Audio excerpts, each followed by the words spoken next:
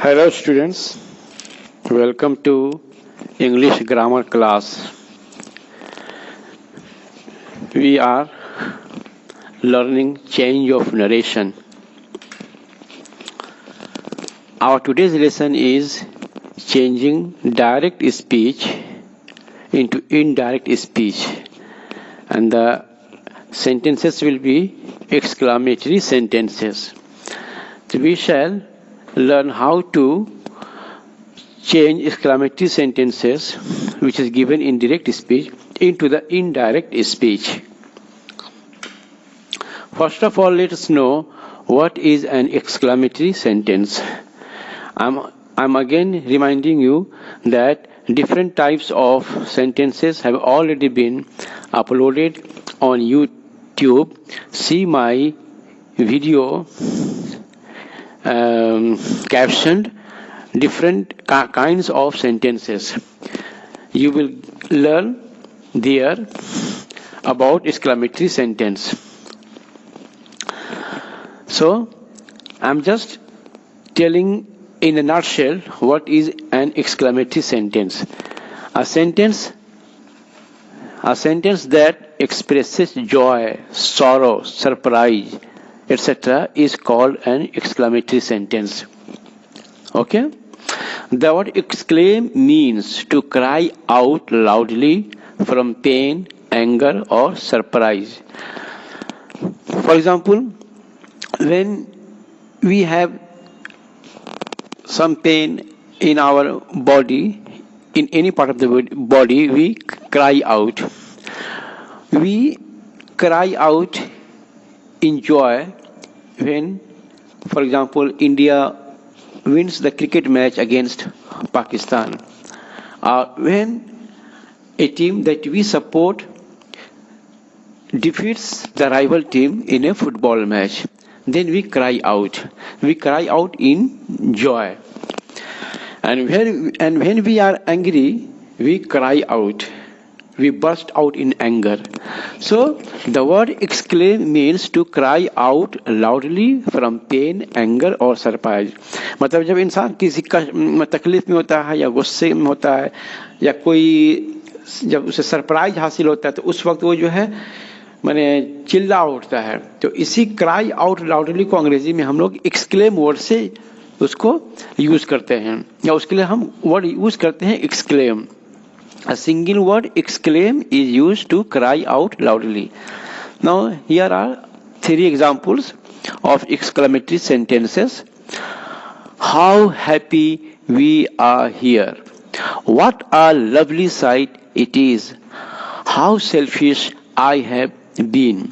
अब exclamatory sentence में क्या होता है कि exclamatory sentence begins with how and sometimes it begins with what.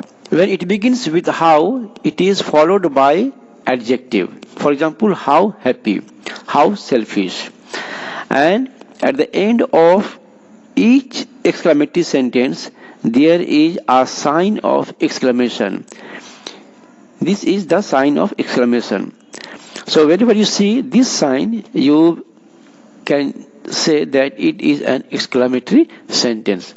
So an exclamatory sentence expresses joy, sorrow and surprise. Now what are the rules for changing narration of exclamatory sentence into indirect speech? The first rule is an exclamatory sentence is changed to an assertive sentence. exclamatory sentence को सबसे पहले हम assertive sentence में change कर देंगे. दूसरा rule क्या है? Rule number 2. अब यहाँ पर देखिए दो कॉलम दिया हुआ है कि रिपोर्टिंग वर्ब्स यूज्ड. यहाँ एक इस कॉलम में है when the reported speech expresses, माने which reporting verbs we shall use. It depends upon the kind of reported speech. Reported speech, what it expresses. First, if the reported speech expresses happiness or joy, then we will use the reporting verb exclaimed with joy or exclaim joyfully.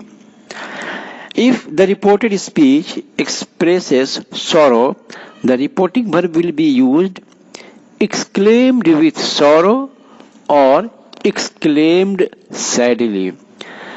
Similarly, when the reported speech expresses surprise, the reporting verb will be used exclaimed with wonder or exclaimed with surprise. तो ये according to the expression of the reported speech, we shall accordingly use the reporting verbs. If you fail to decide which word, for example, joy, sorrow, be used with exclaimed, you can just use the reporting verb exclaimed. अब अगर आपको sentence को पढ़ने से मैंने direct narration को पढ़ने से if you cannot understand what expression the reported speech gives, if you can't understand, then it is better for you to just use the single word exclaimed. You need not use joy, sorrow or surprise if you are not sure. And if you are, when you are sure that the sentence expresses joy or the sentence expresses happiness, sorrow, or the sentence expresses surprise, then accordingly you use with joy or with sorrow or with wonder. But if you are hesitant, you don't know what expression does the reported speech expresses, you just use the word reporting verb exclaimed. Now let's see some exercises which are worked out here. First example is, oh how peaceful it is up here, he said. तो ये direct speech है, ये said reporting verb है. तो this यहाँ पर देखिए how peaceful it is up here, यहाँ पर जॉय का या हैप्पीनेस का यहाँ एक्सप्रेशन है, इसलिए हम लोग यूज करेंगे ही एक्सक्लेम्ड विथ हैप्पीनेस और ही एक्सक्लेम्ड विथ जॉय. ठीक है, उसके बाद लिखेंगे दैट.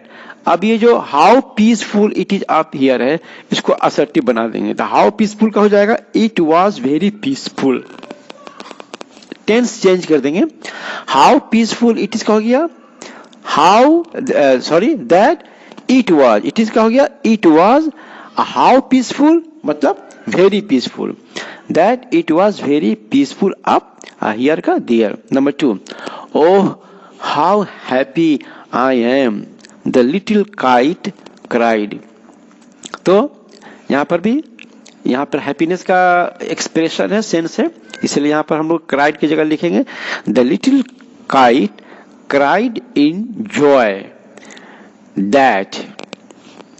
अब चूंकि यहाँ पर क्राइड दिया हुआ इसलिए बेटर ये है क्राइड ही रखें यहाँ पर, या आप चेंज भी कर सकते हैं the little kite exclaimed with Joy that. अब यहाँ पर हो गया आई एम का, अब आया है किसके लिए, लिटिल काइट के लिए, तो यहाँ पर हो गया ही. एम का हो गया पास्ट टेंस में वॉज, और हाउ हैप्पी का हो गया वेरी हैप्पी. तो हो गया पूरा sentence the little kite cried in joy that he was very happy. Number 3, he said my God I am ruined.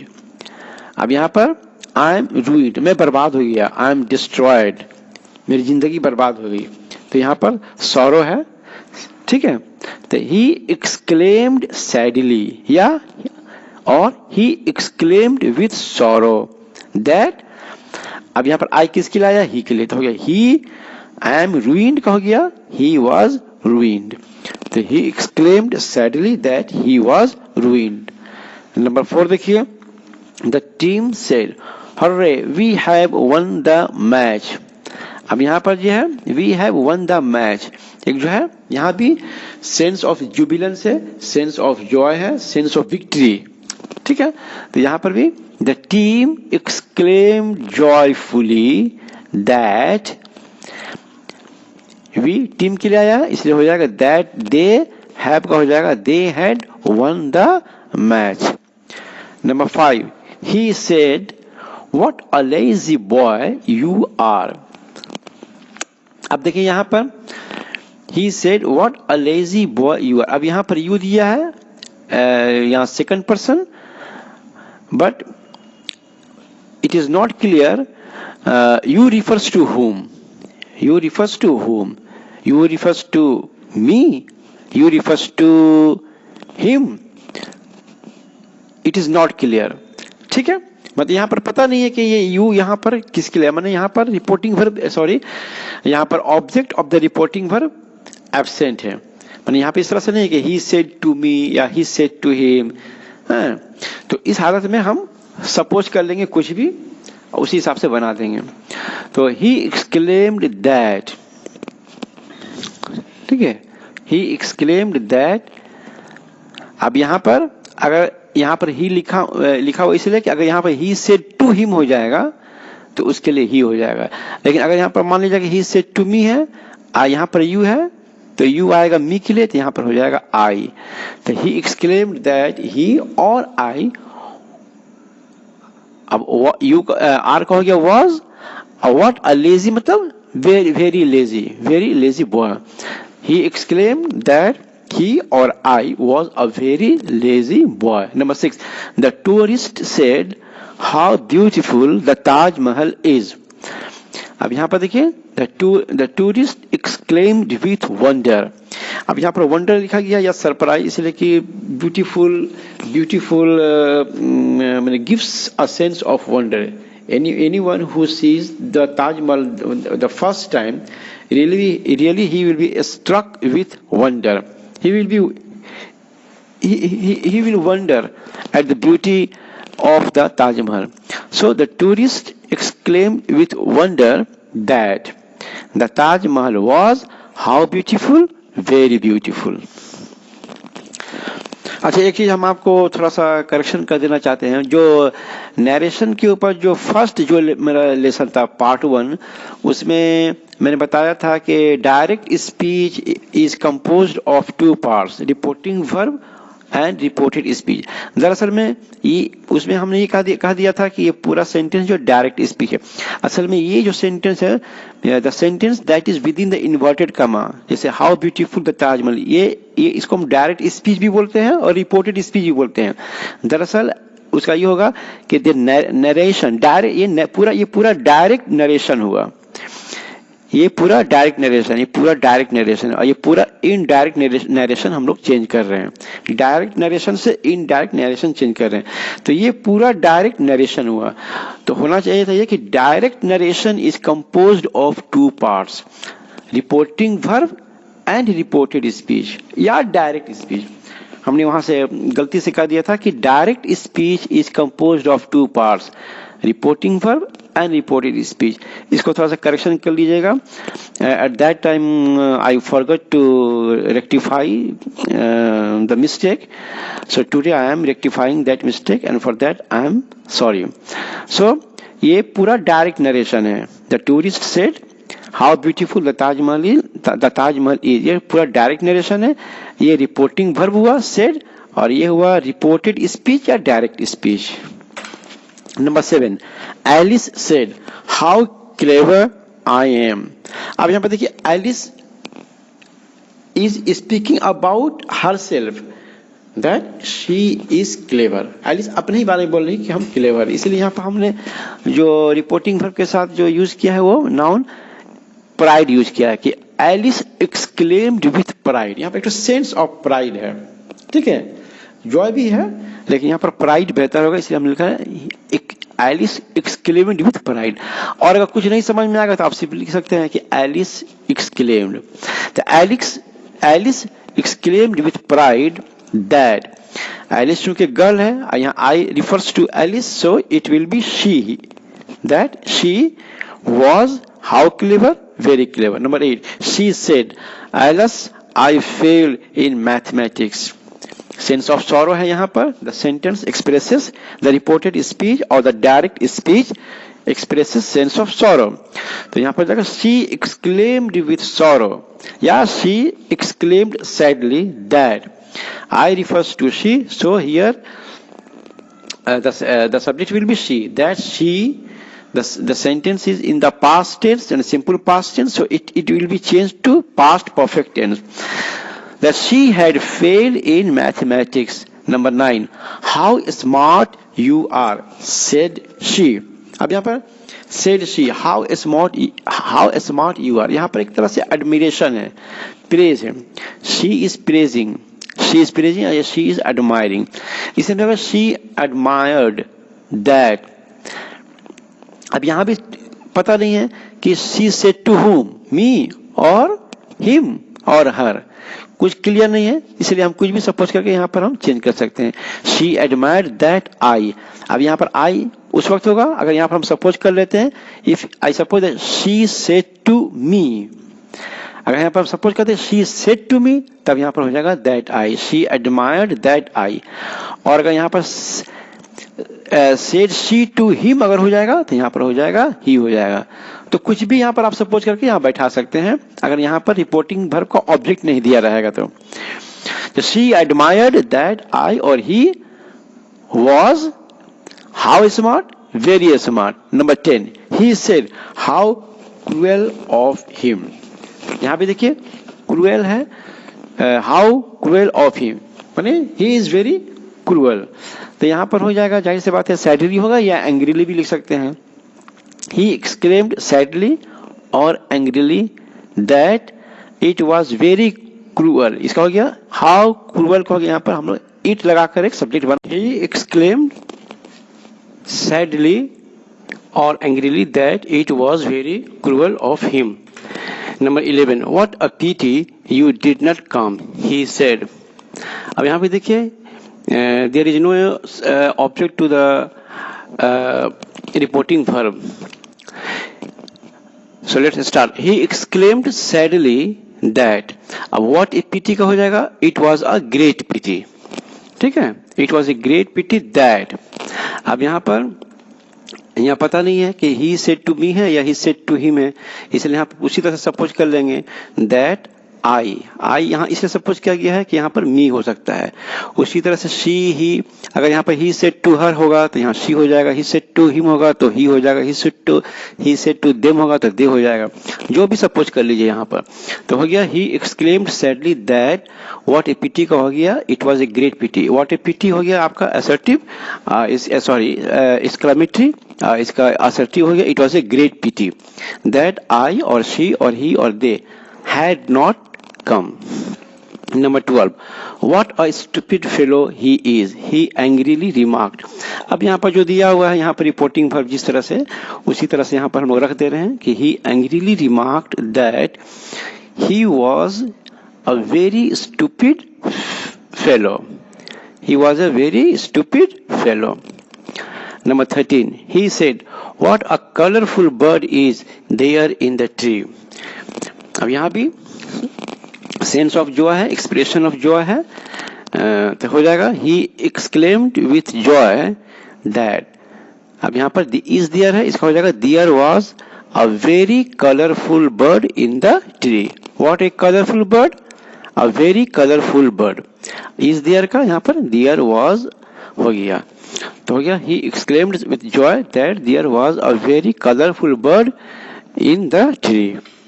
Number 14, they said how nicely the peacock dances।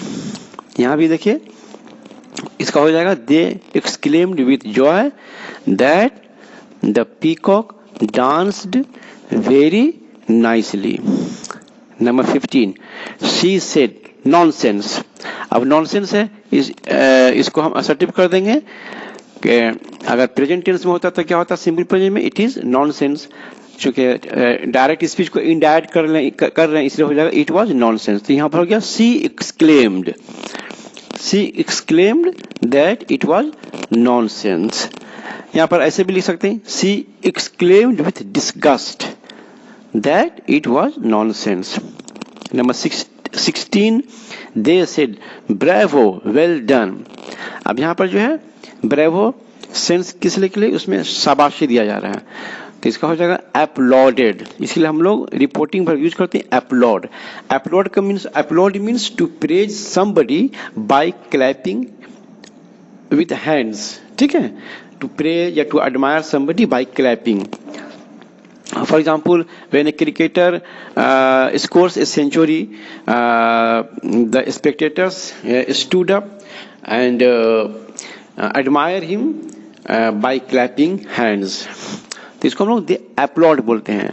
तो हो गया यहाँ पर दे अपलॉडेड दैट आई या ही या she had done well. She had done, यहाँ पर very well कर दीजिए, यहाँ पर that she had done very well, well done, she had done very well कर दीजिए, यहाँ पर यहाँ वेरी छूट गया है। तो ये था हमारा एक्सक्लेमेटरी सेंटेंस के ऊपर कि how to change the exclamatory sentence into indirect speech. I hope you have got it. Thank you very much.